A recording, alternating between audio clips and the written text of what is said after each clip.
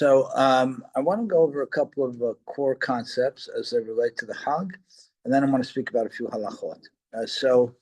The basis of the how are you? See you.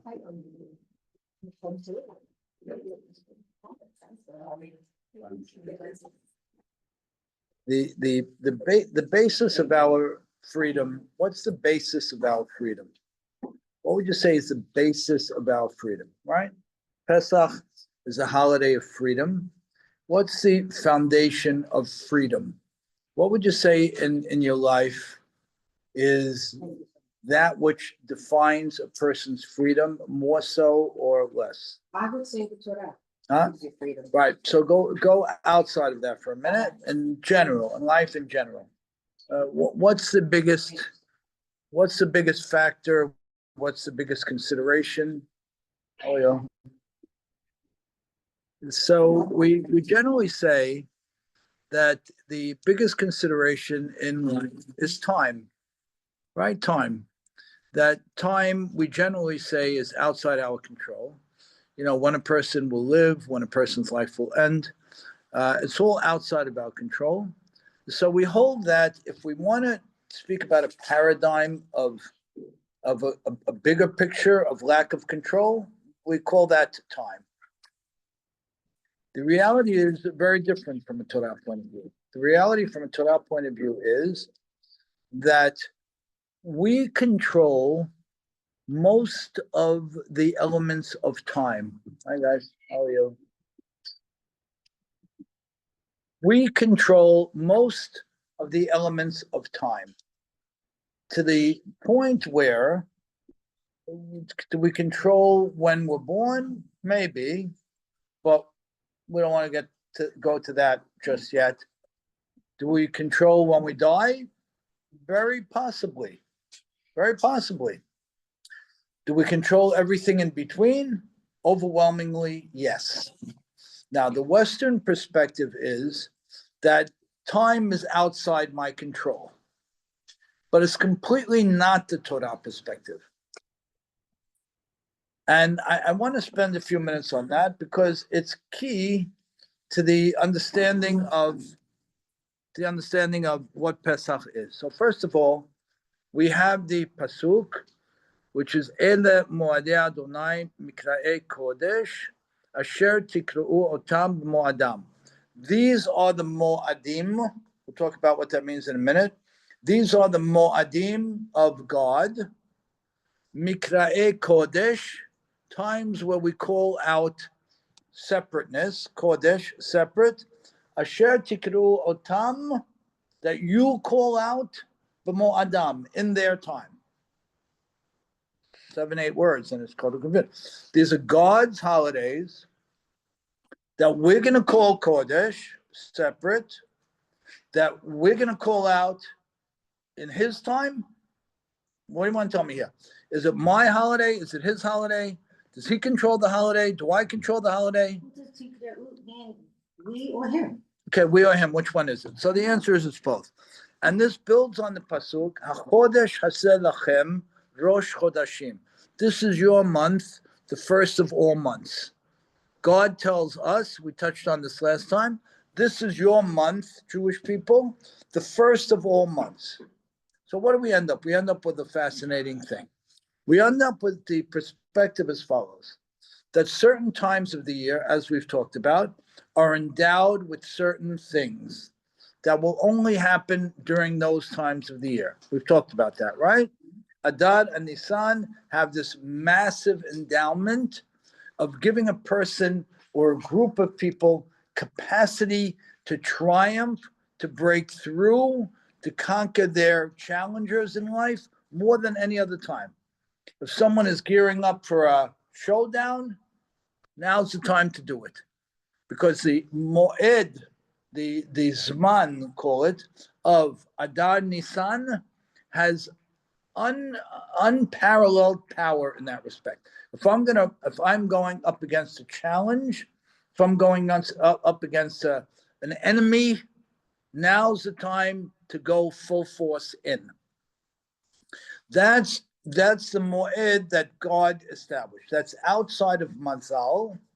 It's outside of luck. The question that the rabbis bring is like, well, why don't you just call this luck? And don't we say that the Jewish people are not subject to luck? We're not subject to luck. So one second. On the one hand, you're telling me Adar and Nisan have a certain endowment. On the other hand, you're telling me we have nothing to do with these things like luck. And the answer is they're both true. We have nothing to do with luck, zero. We make our own luck in Judaism, but we're subjected to the endowment that God puts into certain things at certain periods of time. So luck we look at as an arbitrariness that has nothing to do with us. The people in the world who are subject to luck are the people who don't have a relationship with God. So if you have good luck, right, and you don't have a relationship with God, things will go okay. If you have the opposite, things won't go okay. In Judaism, we hold, did I do the recording thing? Yeah, I think so today. Yeah. In Judaism, we hold that we have luck has nothing to do with us, that I make my own luck. Now, is that scary? Yeah. Is it demanding? Yeah. I can't blame others for things. I got to shoulder my responsibility. Now, is that an easy way to live? Very hard way to live. If a person takes his life very seriously, hard way to live, right? No, but if you take charge of your life. I'm sorry? If you take charge of your life. Yeah, but it's a hard way to live because it means what I did had consequences. And those consequences, sometimes they extend for years beyond the event or experience. And how do I deal with those consequences objectively, clear-mindedly, without getting down on myself? Because that's what happens. So what do people do? They shirk responsibility and they say, it was my mother's fault, my father's fault, my great-grandfather's fault, who said this to me 42 years ago, and all this stuff, which is very, very popular now, right? We shirk responsibility because we can't be sober and responsible. So the first thing we say is this: time, the master of all time. I'm the master of my time. Can a person change his destiny in terms of when the person lives and when the person dies? 100%, not 99%. Does that mean that I can totally break out of the thing called death? Of course not. But does it mean that the way I live will determine when I die? Of course it will. And how about others praying for you when you die to elevate your soul? That's also something. What's that? When a person dies, other people pray Kaddish for you Right. to raise your soul. Right, So good. True, separate point. Good, true. Good. What about they pray for you to live, like if you're sick, that's. Yeah, and that has an impact as well. Yeah. I'm not clear on why this is important. I'll tell you why it's important. Yeah, good. I mean, we know that the zodiac has powers, but we're not allowed to believe in, like, for example, going by those powers, or we're not supposed to rely on them, or we're not supposed, so, Right. and then you're saying that the different strengths, or the different energies of the different parts of a year, but you're not supposed to, from what I understand, you're not supposed to rely on these things, and you're supposed to live your life pure and right, and not think about, right. like, Well, so okay. I'm supposed to depend on the things that are within the context of God and Torah. And the context of God and Torah is not the zodiac, but it is the particular endowment of a particular period of time. And it is the fact that I'll tell you what the difference is. The difference is like this. Let's go back a couple of steps. So what happens when we leave Egypt, right? When we leave Egypt, HaKadosh Baruch Hu, when we leave Egypt, right? What does HaKadosh Baruch Hu tell us? He says that you are no longer, hi Sarah, how are you? I saw your son the other last week. He tells, I saw your son last week. He told me. Yeah, it was nice to see him. That's great. Um, when we leave Egypt, right? What does God say?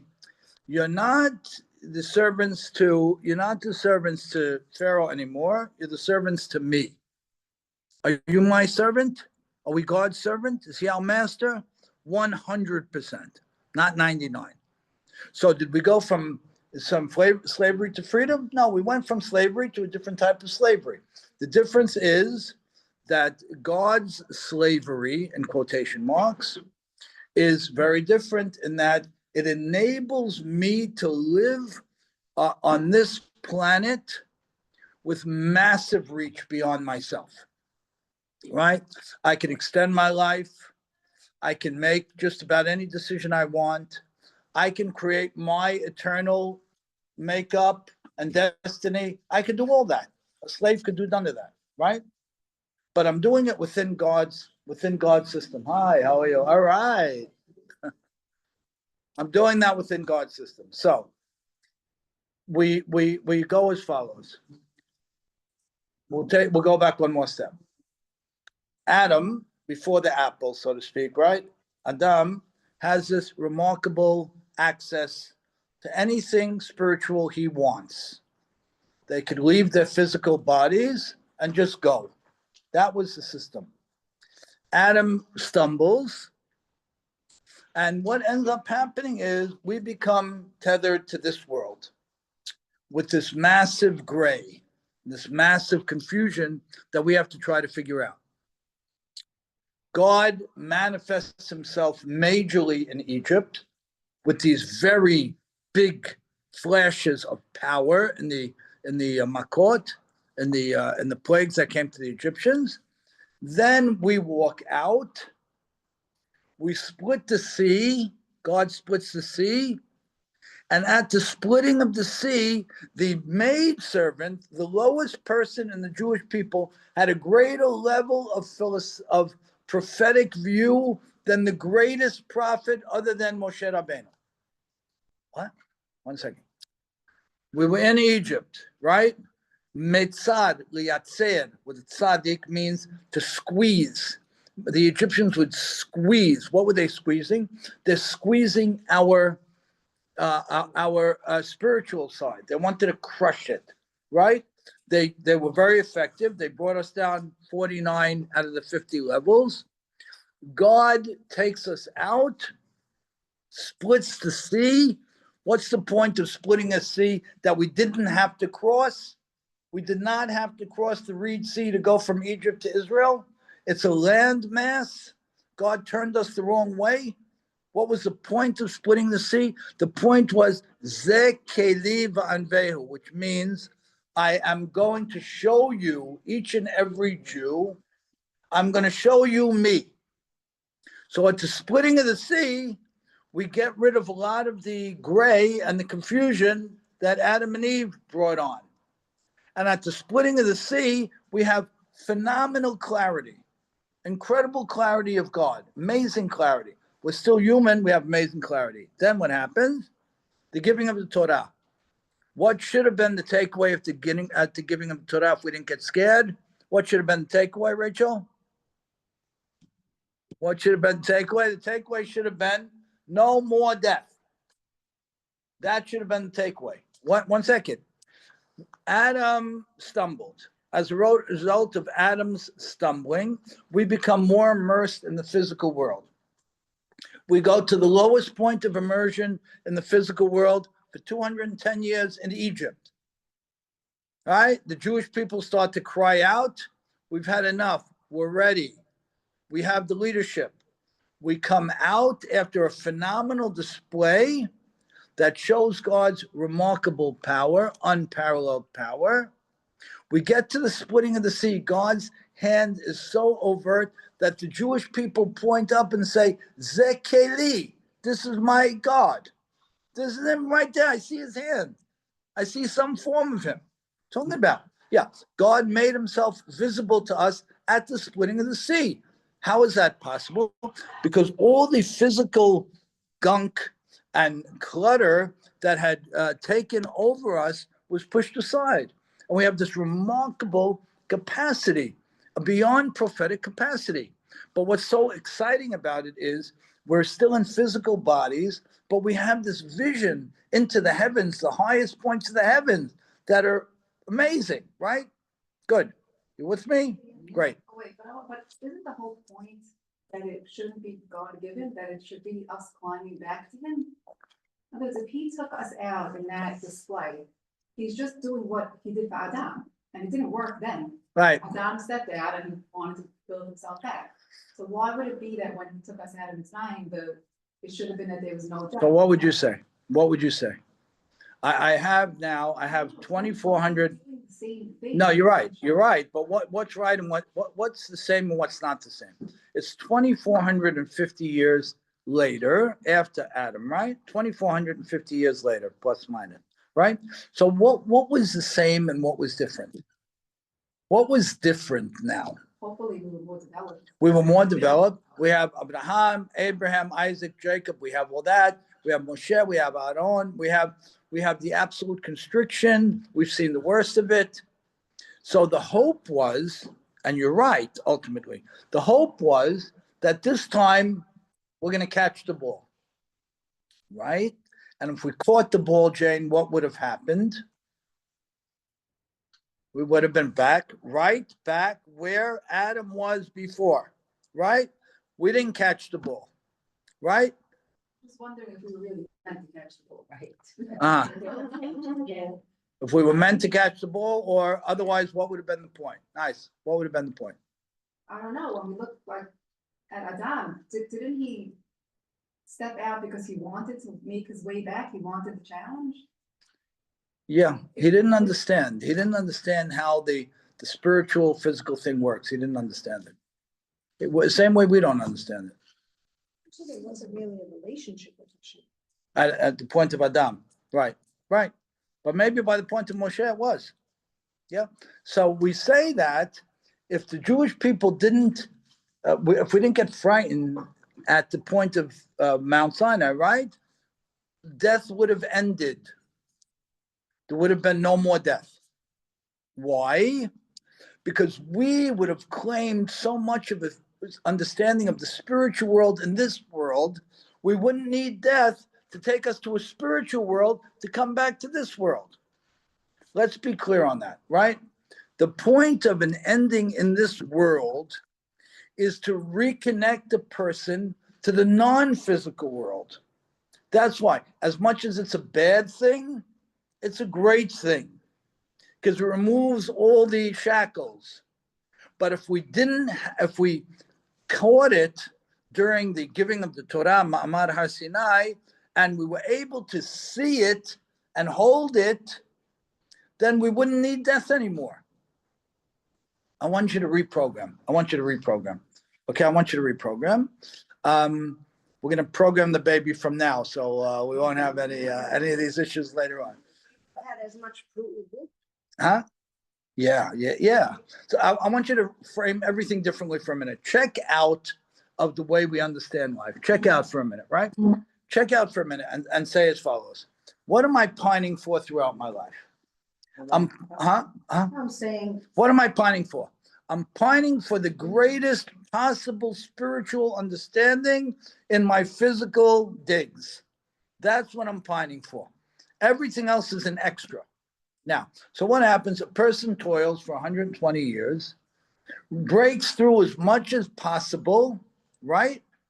And then when he can't break through anymore, now HaKadosh Baruch Hu says, okay, I'm putting you into the purely spiritual.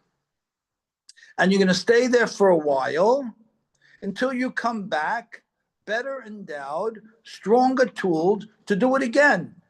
Because ultimately what I want is a physical person with a massively spiritual focus. But that like journey that you just said, that parallels Adam to the Yetziat Mitzrayim. Yeah. It's the same. It does. And it didn't work. And it didn't work. Correct. That's right. It didn't work twice. Didn't work the first time, didn't work the second time. You're 100% right. But I want to be clear on what was supposed to work. I want to be clear on what was supposed to work because, death is a painful thing, but we don't yet understand it. We don't understand it. And we need to understand it better. The purpose of death is not to cause pain. The purpose of death is to enable a person to embrace a purely spiritual place. And God willing, if the person worked hard in this life, he or she embraces a purely spiritual place. That's a beautiful place. And is it absolutely pain-free? No, because in that purely spiritual place, we're confronted with the spirituality we have yet to achieve that we could have achieved in this life and didn't. But what does the Olam Haba do? It's the purely spiritual. Now, why doesn't the person stay in Olam Haba forever? Because that ain't the plan. The plan is to come back here and get it right here, right? That's the plan. How many times do you have to come back? As many times as it takes. Why is there so little known or said about Olam Haba? So it's a fantastic question. And I'm going to give you the classic answer, but your question is going to be much better than the answer. Okay, I'm going to give you the classic answer. The classic answer is that if we taught too much about Olam Haba, about the next world, people would stop caring about this world. Be Arab. Huh? You'll be Arab. You would be? Yeah, that's right. That's not the point. Yeah.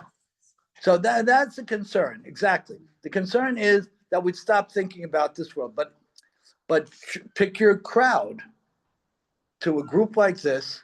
We can have a conversation like this where we can make the lines clear. I want you to be clear on the lines. This world is the ultimate world for man, not Olam Haba. Ultimately, when Mashiach comes, where does the paradise manifest? Right here on Ocean Parkway, right?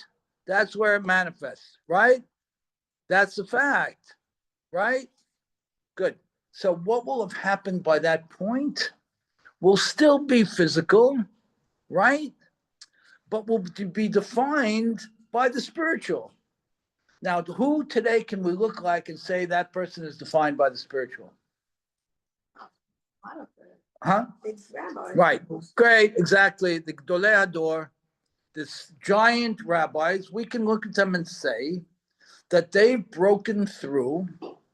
And do they live in a physical place? Do they eat and drink and sleep? Absolutely.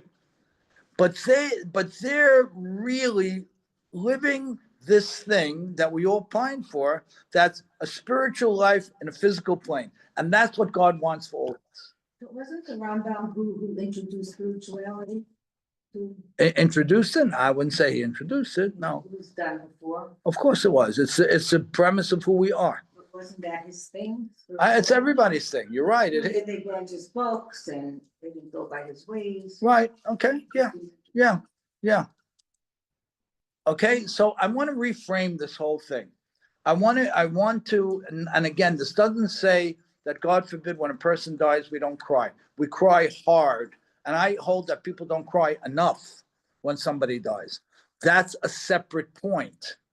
That's a separate point. Are we crying for ourselves? 100%. That's That's right. That's right. Yeah. That's right. And if we understand that the blooded place is not just a con job statement, but it's a real thing. Now the thing. So what's the system here? Why am I bringing this up? Number one, we control time. Stop with this thing that time is outside of our control. It's not true. Is mega time outside of man's control? Like mega everything is outside of man's control. Yes. But is time outside of man's control? Not true. When somebody says, I don't have time, I can't get to it, it's not honest. And I hold that the reason that HaKadosh Baruch Hu gave us the right to declare the new month, the new moon and the new month as our first mitzvah is to tell us that, you know what, of course, on the mega level, God controls everything. But if I decide that Tishri starts on Tuesday, then Kippur is going to be 10 days later, 9 days later, right? Even though Tishri really started on Monday in the heavens. But God says, you make the calendar. You decide when it starts. 1 second, it's the wrong day. No, it's not. You decide that day. Oh, 1 second. I have control over time. Yeah. I can decide the most important day of the year is up to a group of rabbis. What are you talking about? This is the holiest day of the year. I can decide, not you, God. He says, what are you talking about? What's the point in me deciding? Take the baton and run with it. Isn't the point of us deciding, isn't the reason that we got that was the first mitzvah because when we were slaves, that's the main thing that we had no control over is our time. Yeah, but who cares about the control then? If God has control, give it to God.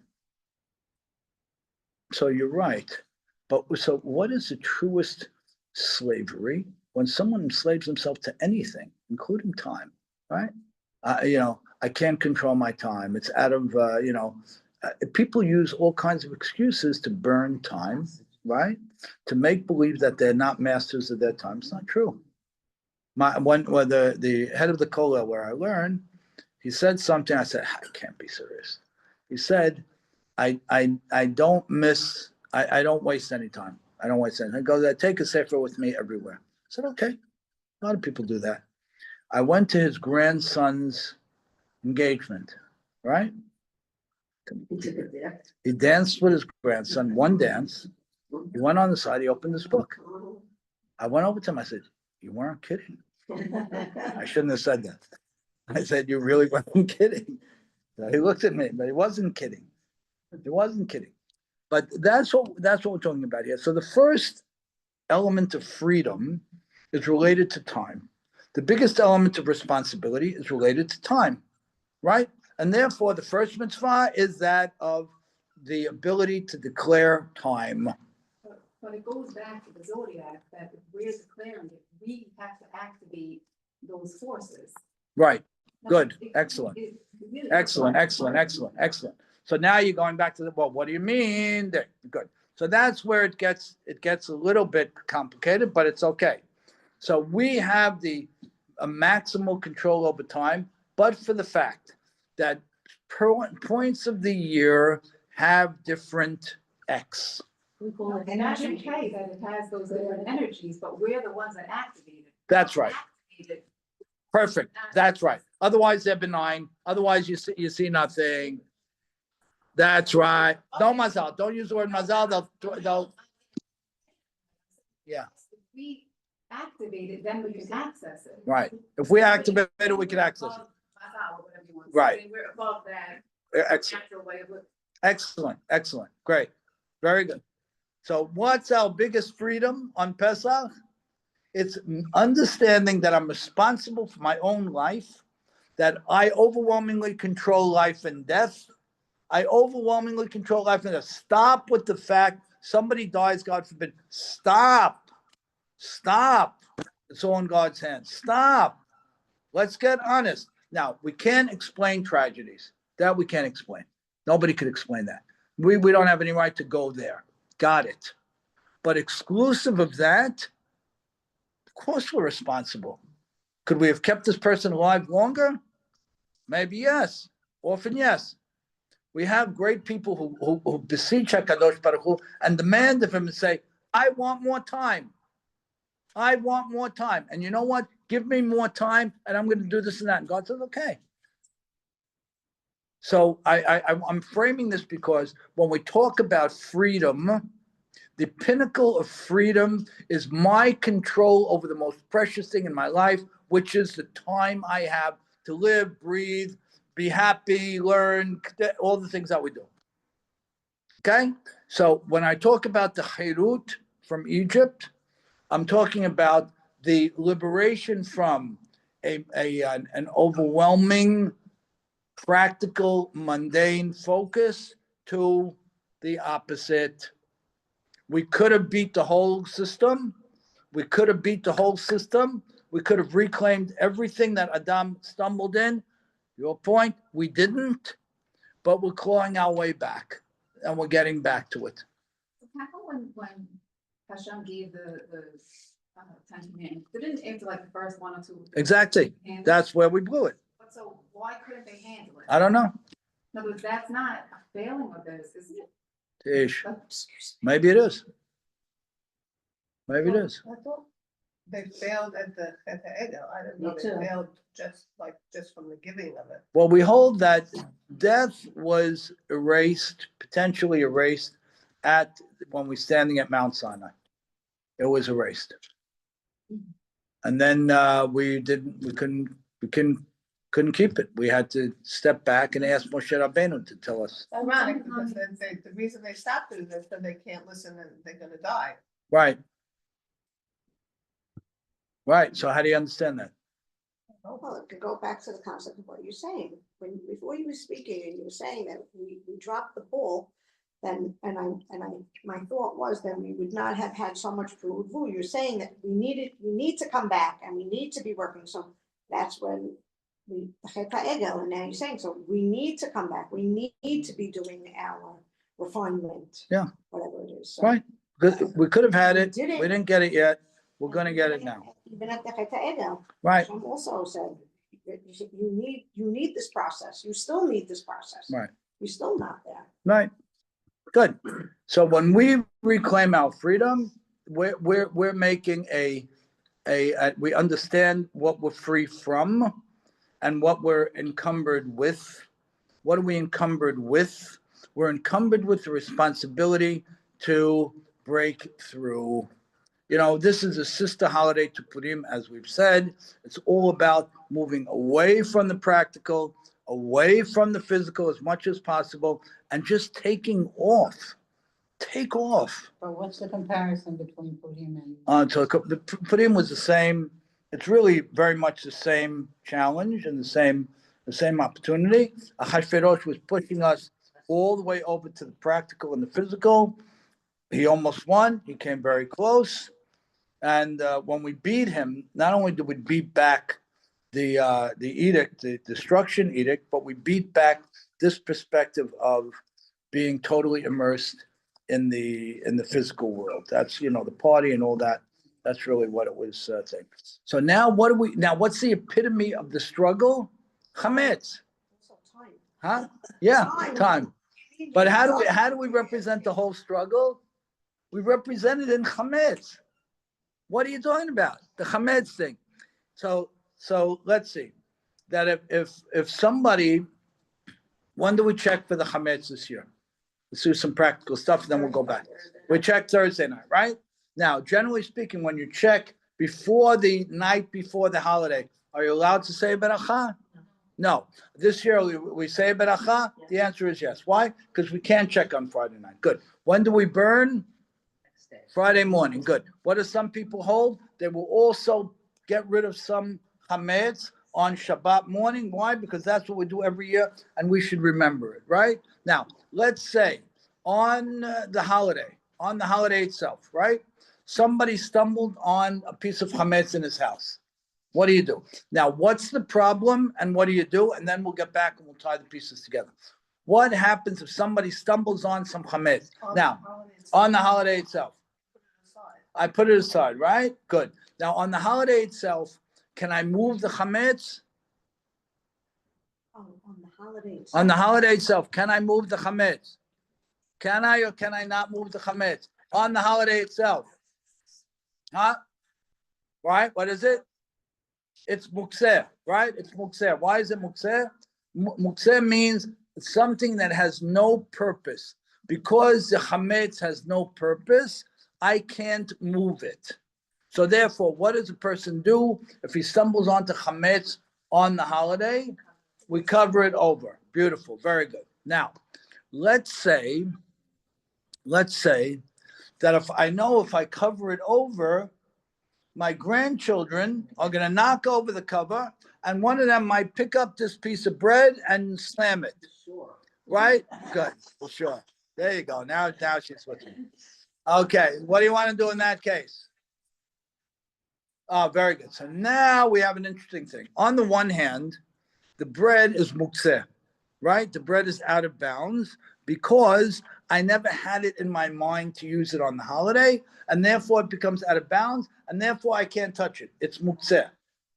On the other hand, I have a concern that somebody might eat it.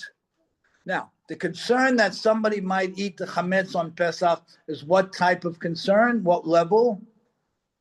It's biblical, right? It's midoraita. It's from the Torah. Somebody can't eat chametz on Pesach. It's from the Torah.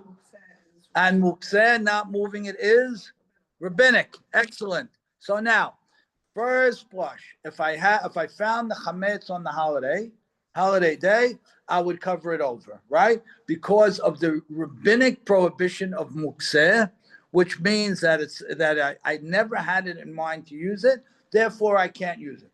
On the other hand, there's always another hand, right? On the other hand, if I have a concern that this bread is going to get spread around, then I have a biblical concern which trumps my rabbinic prohibition. Now, if I have a biblical concern which trumps my rabbinic prohibition, can I move it? The answer is yes. Excellent. One more step. Why can't I burn it on the holiday? Why can't I burn it on the holiday?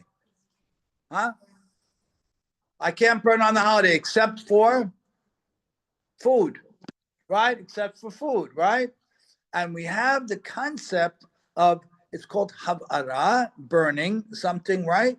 So I can burn, I can use fire. For, very good, excellent, perfect. Yeah, 1 second. I could use fire for tzorech ochel nefesh, right? Generally speaking, I could use fire for the preparation of food. And also But to light candles. very good, excellent. But we say mitoch shehutra letzorech, because it was made permissible for the purpose of eating. Hutra nami shelo letzorech. It was also made permissible for other purposes. Therefore, I have a lit flame. I take from that flame and I light a cigarette, or I take from that flame and I light a candle for the holiday, because it was made permissible for the primary purpose of eating and celebrating the meals. It is also made permissible for the secondary purposes. So, somebody, you're the rabbis, right? Somebody found chametz on the first day of the holiday, right? What are you going to tell him? First, he asked you, Felicia, what are you going to tell him? Cover it up. Excellent. If he comes back to you, he tells you, look, I have 10 of my grandkids in the house, and they're going to knock it over, and one kid might grab it. What are you going to tell him? Move it. Excellent. Move it to a place that they're not going to touch it. Very good. What if he comes back to you and he tells you, wherever I move it, they're going to get it? What would you tell him? You would tell him burn it. What do you mean? You're burning it on the Yom Tov? Yes. How can you burn it on the Yom Tov? Because the fire on the Yom Tov or not is rabbinic. With an existing candle. Huh? Yeah, with an existing, from an existing flame. From an existing flame, right, get your candle. From an existing flame. Now, what if it's on the second day of the holiday? Sorry? What if it's on the second day of the holiday? Then you could just burn it. Right, beautiful. Because it's rabbinic. Right, beautiful. The second day of the holiday is a lesser day, right? So on the second day of the holiday, generally speaking, you're going to follow the same protocol, but if you're under the gun, you can move quicker on the second day because the second day is totally rabbinic, right? Now, what's the best way to get rid of that chametz? Burn it. Huh? The best way to get rid of it in terms of from halacha? The best way to get rid of it is to tell the housekeeper to take the chametz out, right? Tell that. In other words, you shouldn't touch it. Huh? You shouldn't touch it. 1 second. Yeah, yes. What? It doesn't matter that you sold it. Oh, very good. We'll get to that in a second. Excellent. Hold on for a minute. We'll get to that in a minute. Good. Now, why is it better to tell the maid to get rid of it than for me to get rid of it, or to tell her to burn it? Because we have another concept called shvut d'shvut, meaning if I tell the maid to do something, it's already a handoff. It's already a rabbinic issue. If the maid then goes ahead and does this other rabbinic thing, like destroying it, or moving it or burning it. It's shvut to shvut. It's a double separation from me, right? And that's better. The further I get away from it, is better. Now, what about, yeah? So before the holiday, you are the one who has to do the burning. Or on the holiday, it's better if the housekeeper. If you can. If not, use an existing flame and burn it, right? You could tell the housekeeper to burn it on the holiday. Correct. Now, From What an about- existing flame, or it doesn't matter? better from an existing flame, always better. But what about the fact that we will mevatel it? We said that whatever bread we find is ka'afra da'ara, right? What is it? It's dirt, it's dust, it's not food anymore. What about that? It's true, I made it the dust of the earth, but I still have a back-ended problem. That the rabbis are very concerned with even the tiniest amount of chametz being eaten by any Jew. And therefore, even though it's not chametz to me anymore, it's dirt. Didn't I declare it dirt? Didn't I say I don't want it? Didn't I say it doesn't belong to me? Yeah. So what are we talking about? Wasn't it like sort of stealing, you could take it and Ta- move it or Yeah, it was throw it more away? like that. Stealing from who? From the person you sold it. We didn't talk about the sold stuff.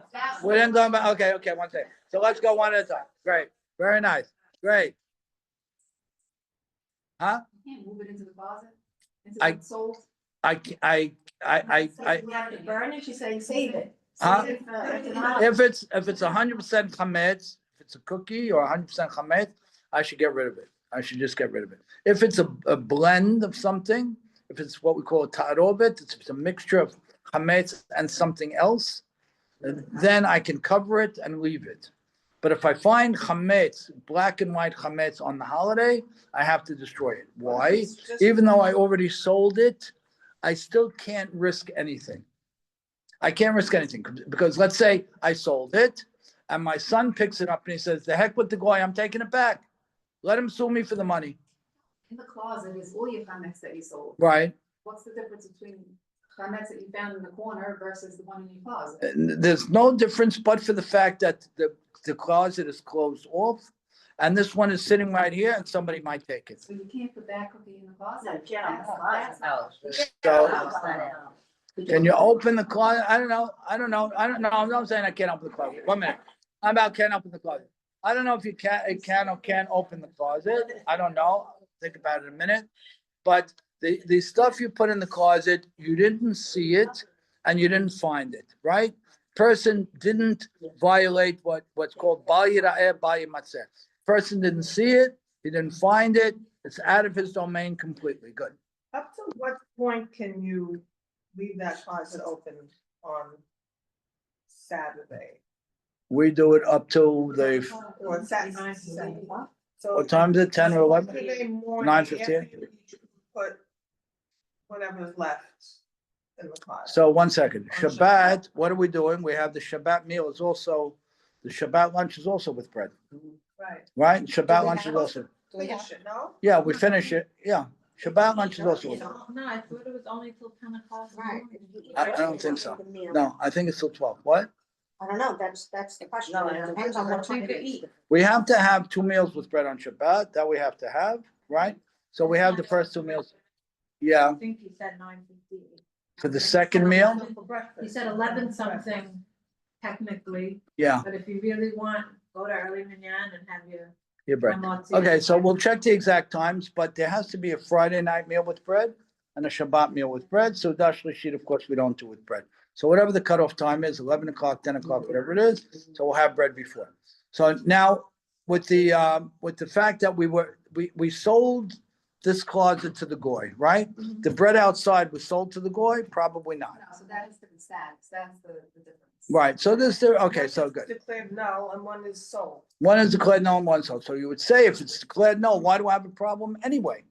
Why should I have a problem altogether? I have a problem because somebody could take it and eat it. The one in the closet is not even yours. Right, but it's mine, but I made it dirt. But, Yes, you need to like kind of finish the process. yeah, right, exactly.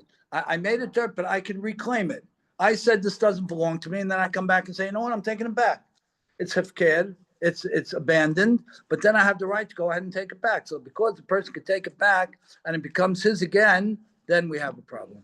By declaring it dust, that's, you're taking it out of your possession? I'm taking it out of my So it's possession. your possession, but it's just dust in your possession. I'm making it hefker. Hefker means I'm abandoning it and I'm making it dust. Changing But- its status. I'm changing the status to hefker. If it doesn't belong to me, it doesn't belong to me anymore. But if we say that if I declare that it doesn't belong to me, and it's like the dust of the earth, what do I have to burn it for? If I already made it hefker, I abandoned it and or burnt it. And it doesn't Because you belong might to take it anybody back. else either. It doesn't belong to anybody, but I can pick it up and reclaim it. Right. And because I can pick it up and reclaim it, I have a problem. It's like a fence a little bit. It's a big fence, right? When they sell the chametz, who do they sell it to? I don't know. They have these guys. Technology. Huh? Yeah. People, real people. Yeah, I think it's real people. Yeah. Oh, you're saying so? Because I could reclaim it, I have an issue, you know. And the point is, people eat chametz. We eat chametz every day, all day. You know, that's what we eat. That's the biggest staple of our diets, right? So the possibility of someone slipping is real. And even though he made the hefker, he made it like the dust of the earth. And even though he was mevatel it, and even though he said it's like the dust of the earth and it doesn't belong to me, somebody can walk by and say, oh, wow, pick it up. He picks it up, it becomes his again, and then he eats it. All you have to do is pick it up. Now it became mine again, and I eat it. So from a rabbinic point of view, we're extremely stringent on this thing. And if somebody finds chametz, cover it. If you think covering it is not going to do the trick, move it. If you think moving it is not going to do the trick, get rid of it, right? Even to the extent of burning it from the existing flame. So we talked about it once before, we touched on it, the fact that the chametz symbolizing the time Beautiful. for So- this holiday. Yeah. And chametz was chametz to Pesach, before Pesach? Yeah. For Absolutely. the event. Absolutely. Excellent. So, What exactly, I mean, I know chametz, it has to rise and. Yeah, so let's pull it together. It has to. perfect. So now let's pull it back together to where we started, right? So I eat chametz 358 days a year, right? Assuming we're in Israel 7 days. I eat chametz 358 days a year, right? It's a staple of our diets, right? Good. So what are you telling me? Get away from it, declare it dust, declare it ownerless, then burn it. And whatever you don't want to destroy, sell to the other guy and tie the closet 300 times, right? And pour boiling water over the countertops that can't possibly absorb any chametz, right? That's the thing, right? What's going on here? Now take me back to what we said when we started in terms of time and spirituality. Take me back and tie it together and tell me how you put the pieces together. What do you say? In control of it. Huh? We're definitely in control. We're in more control, yeah? What is chametz? But it's the same thing as us, or when we, what's the word I said before, when we sanctify time, when we, Right? why can't I think of the word? When we're the ones who Well, we're the declare it. masters of time, right? No, the times, the energies, we're the ones that activate it. Right. Activate it. Okay. So it's the same thing, we're activating, chametz is being activated as chametz and then deactivated 7 days later. Good. So why chametz? Why not do it with an apple? Let's ban apples for a week. Yeah. Are you saying the time of rising? The time that it takes for it to bake. Right. But why did HaKadosh Baruch Hu create the holiday of Pesach before the world was created, before we were created, and build it all around the same chametz and to the stringency of, I gotta make it ownerless, I gotta burn it, I gotta sell it, huh? Because we rely so much on it. Because What's- we rely so much on it. Because we rely so much on it, excellent, and therefore, It's like stripping us of everything that we need, every day-to-day that we need. Maybe it's like stripping the physical. very nice, honey. Gaily, whatever you say is right, honey. It doesn't matter. I'm the favorite one. I was saying, does it do with Shema? Like it has to do with also the time of the year. Nice. Okay, so connect the dots here. Come on. Come on. What do you want to do? Right? Isn't that the time of the week, the new year? Yes, The the week sun, comes in. right, the Hadash and Yashan, all of that, right. So come on, what do you want to do? Doesn't have anything to do with like Sukkot, how we have to be out house like. So Sukkot is really an extension of Pesach. It's really one holiday. It really is, but it's not. But really the Sukkot thing happened when we got out of Egypt. So technically it's really happened together. So we make it a separate thing for different reasons. But why on Chametz? Get rid of meat for a week. Get rid of this for a week. Right, not everybody eats meat, right? So He's testing us. Everybody eats bread. He's testing us. Everybody eats bread. He's testing us. Like, can you read this? Not since our sustenance. Good. Now you're declaring it null and void, and that it's the physical sustenance, and we're going into the spirit. Beautiful. Perfect. I need to disengage. What's the thing when with an addict on then what do? Huh? Well, I need a withdrawal, right? That's what we're doing. So what are we pulling away from? When we pull away from Chametz, we're supposed to be pulling away from the whole gamut, right? The biggest thing is the Chametz, but I need to unshackle from everything. Huh? I need a detox is the word, right? I want a detox to the point where if I find a little crumb, what does the rabbi say? That in generally speaking, something is batel b'shishim, right? Ahad b'shishim, right? If a piece of meat fell into a big vat of dairy, and the dairy is 60 times the size of the meat, right? And I can't find the meat. If I can find it, I have to take it out. But if I can't find the meat, it becomes null and void, like it's not there. 59-1, not there. Good. But over here with chametz, it's called shehu.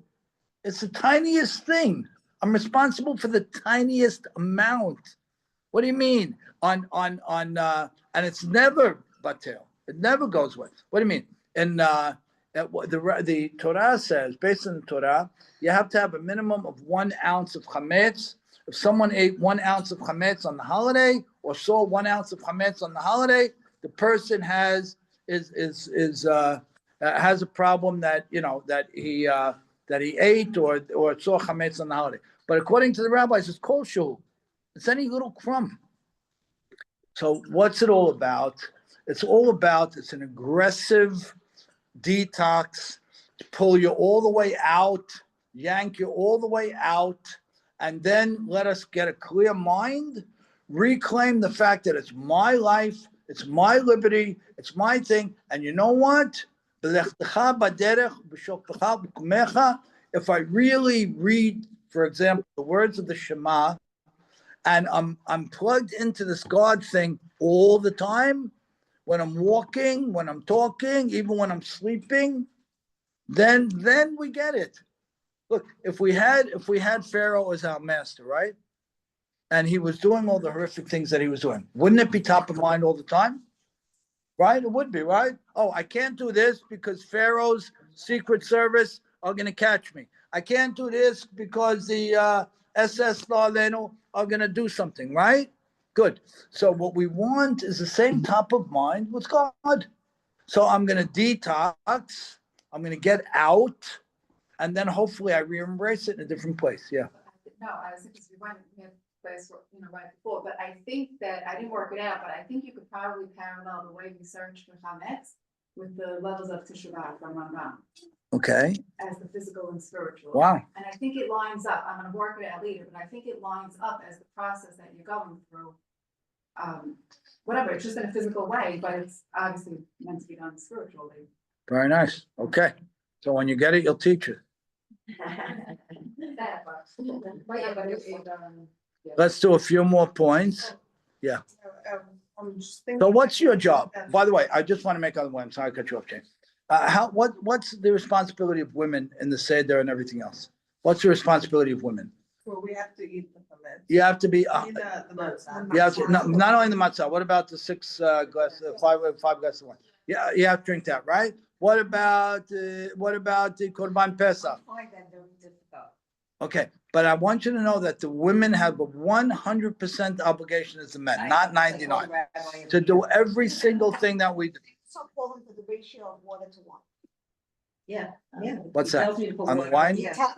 Every year. Oh, to make it easier to drink? Oh, to make it easier, okay, okay. Right. Like in my car. You can do grape juice, yeah, but know that women are fully aligned with this thing. Now, back to what you said about Sukkot, and I was just thinking, it's interesting because it's the polar opposite.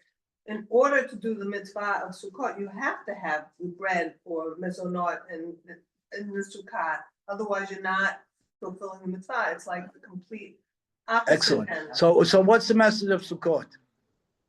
What is the message of Sukkot as an, huh? You made it, I right? made it, right? What's the other message of Sukkot? It's a similar message. Great, yeah, what? These things, it's only what Hashem says it is, like, that's what I keep coming back to. It's chametz only when Hashem says it is, it's mitzvah to eat in a tent only when Hashem says it is. I don't, I'm saying you don't have control. I'm saying it's, to me, it's showing me to really that, yeah, maybe that he's equal, that it's what he says goes, and I don't know that there's a logic to it. No, But there isn't a logic to everything, but there's a massive amount of that we can attain and understand. Right? Why do we sit in the sukkah on Sukkot? If it's a sister holiday, huh? Very good. Why don't the women have the obligation? Said there, but we don't have the obligation in the Sukkah. Very good. So tell me the difference. Oh my God, this baby's beautiful. Tell me the difference, right? First of all, what do the women have an obligation to?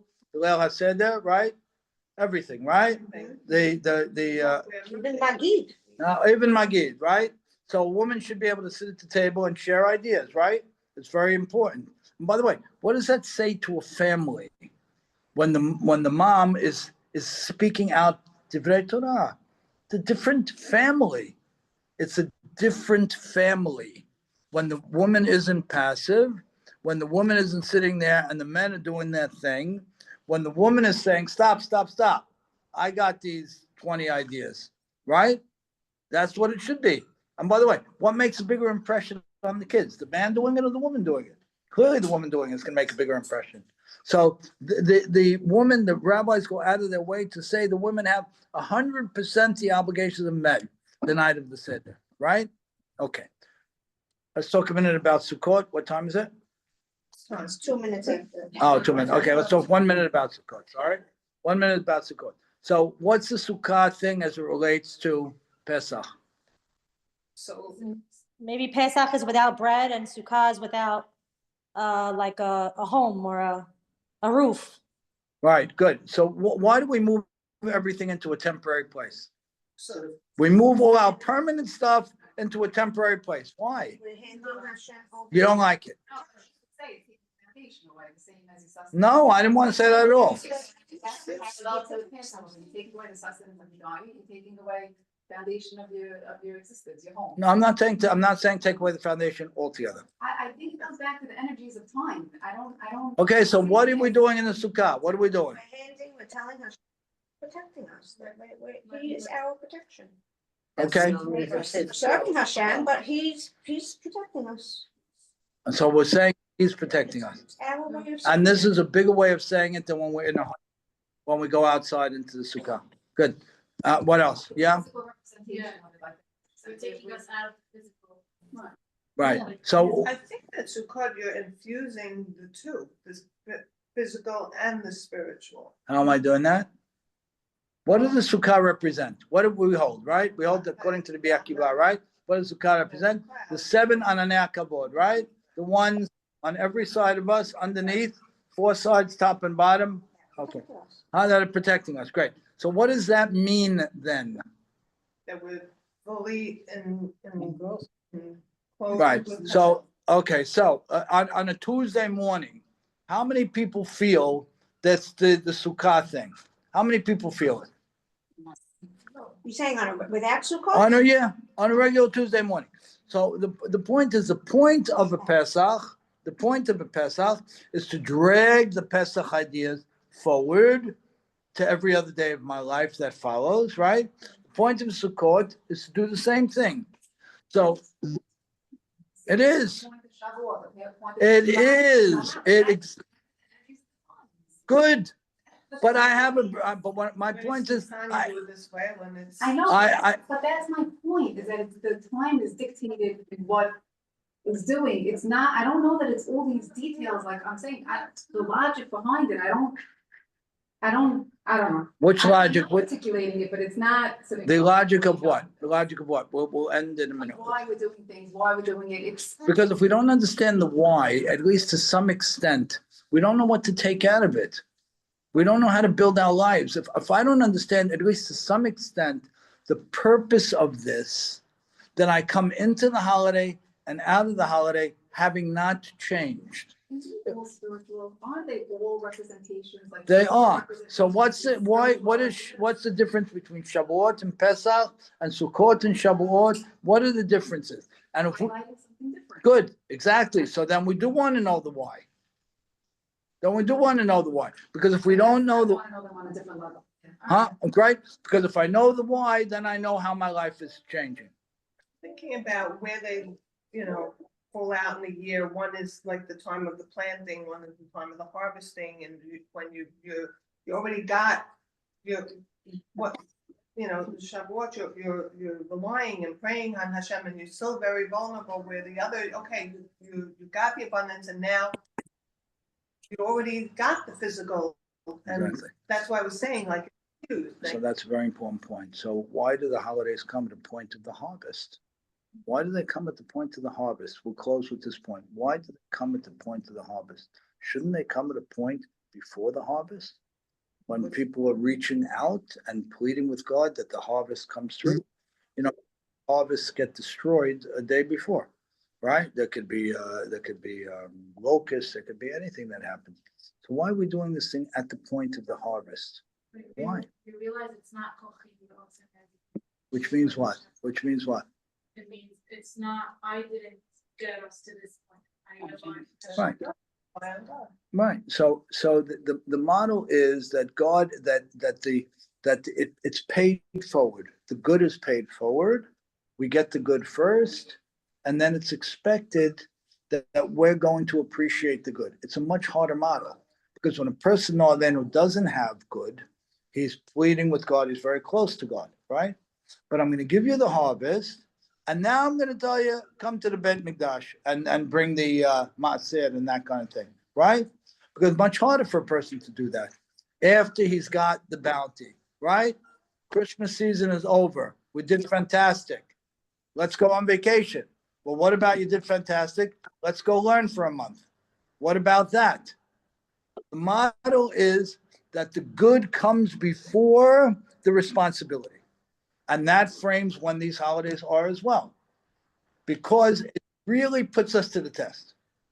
And it puts us to the, no, you have great, you have good. No, everybody gets close to God when they need God. Will it? Get close to God after they just had.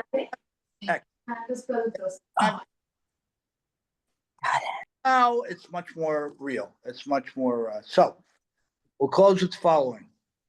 Freedom. Freedom is to understand that I am in control of my life. I'm in control of time.